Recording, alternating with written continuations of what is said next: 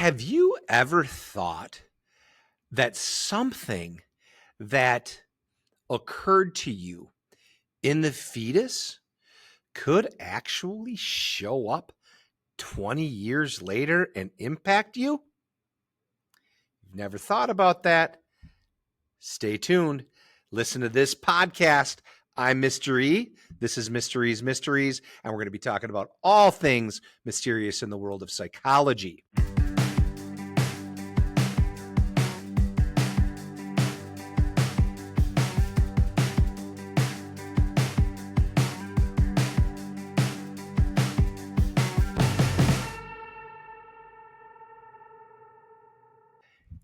The environment in which a fetus lives is pretty incredible. And that connection between the mom and the fetus is pretty amazing.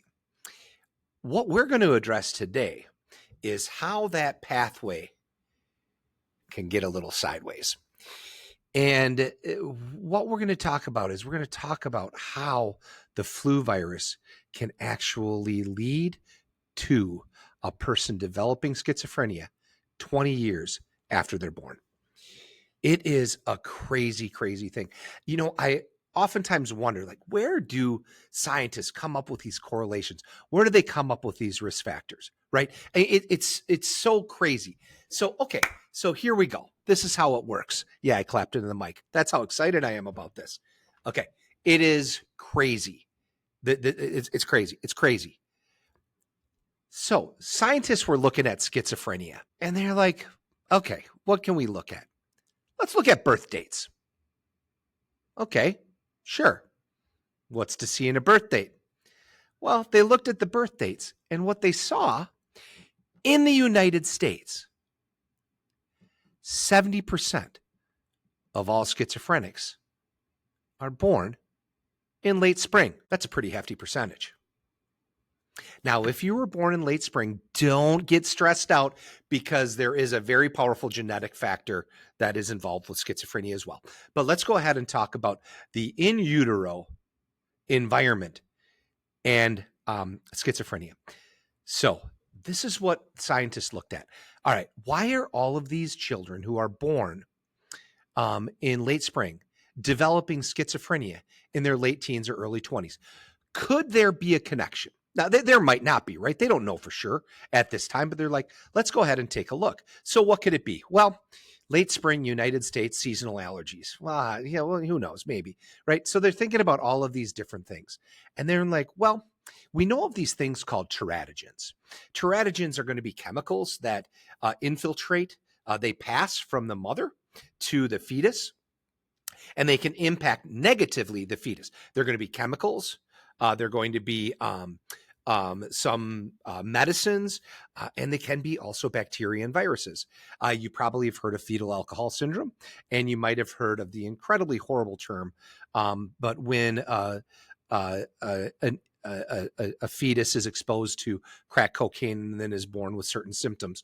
And so we know that what the mother puts into her body can influence the outcome of the baby. But now they're thinking, could something that enters through the mother in the second trimester influence the development of schizophrenia 20 years later? Let's go ahead and take a look. So they went ahead and scientists interviewed all of these mothers of schizophrenics.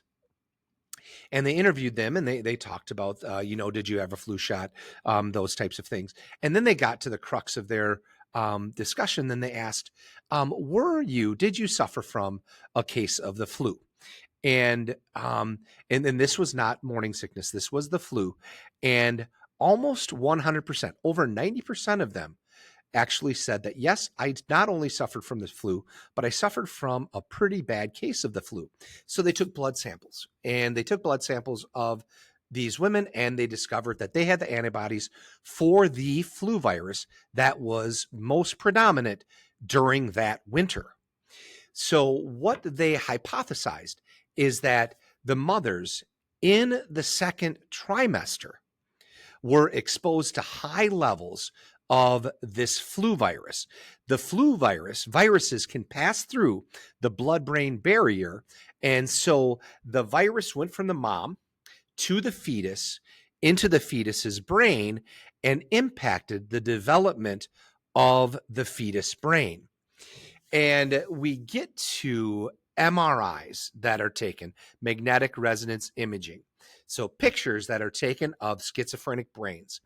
And we compare a schizophrenic brain from a non-schizophrenic brain, and we find that the schizophrenic brain has a whole lot less gray matter, which is axons, connections, that sort of thing.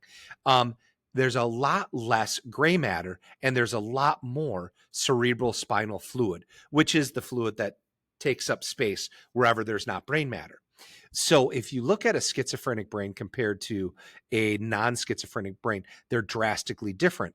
So the theory is that the flu virus has passed through this blood-brain barrier, has infiltrated this brain tissue, has stopped some of it from being developed, and has impacted 20 years later the signs and symptoms of schizophrenia.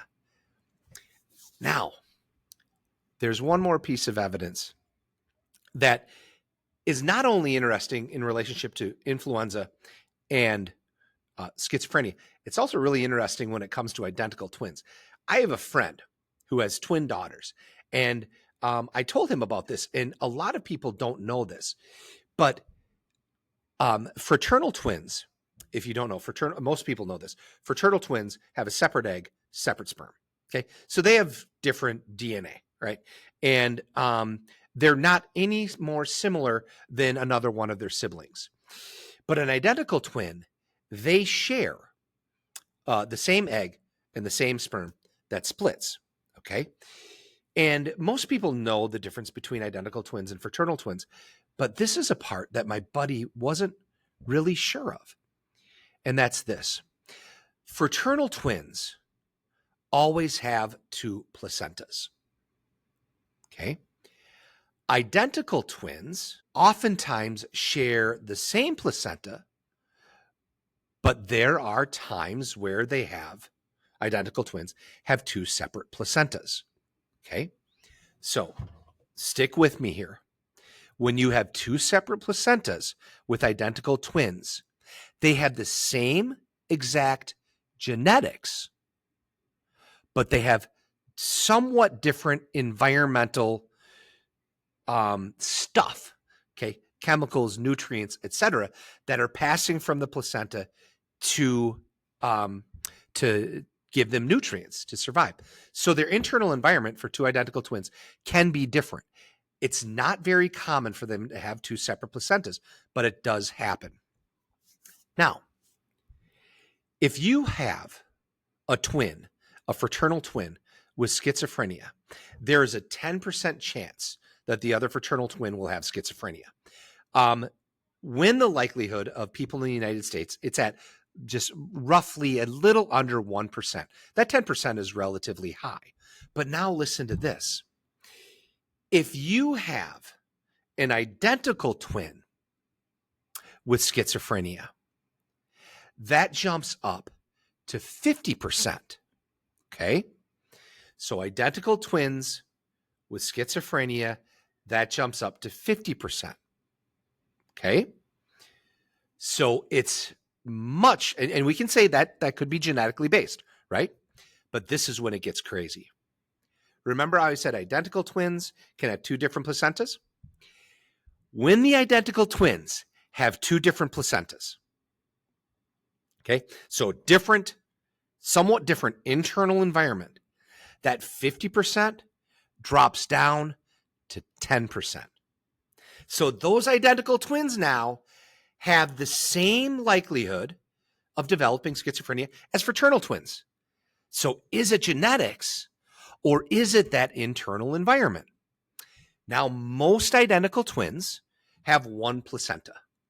And when they have that one placenta, the likelihood, if one identical twin has schizophrenia, the likelihood that the other identical twin has schizophrenia will jump up to 60%.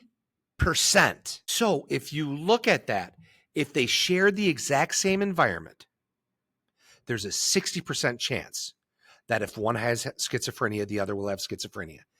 If they have two different environments and they're identical twins, that percentage drops down to 10%. So how much of it is genetics and how much of it is that uterus environment, the placental nutrients that are being passed to the fetus? So interesting to think about. But I bet that's something that you never heard of.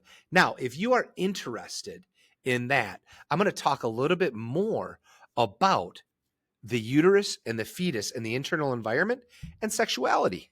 So stay tuned for that episode. Hopefully that'll get you interested in listening for more. So I am MysterE. This is MysterE's Mysteries. I hope you enjoyed the episode. Make sure you subscribe to us on Spotify, Apple, anywhere that you can find podcasts. Make sure you follow us on YouTube. We're getting lots of hits on our YouTube channel, specifically our YouTube Shorts. Check us out there. And once again, thanks to the guy that creates all those YouTube Shorts, my director and producer, Bear Wade. Get in touch with us if you need somebody to help you market your new podcast. If you want to become an influencer of any sort, he is the man. I hope you all have a great day. See ya.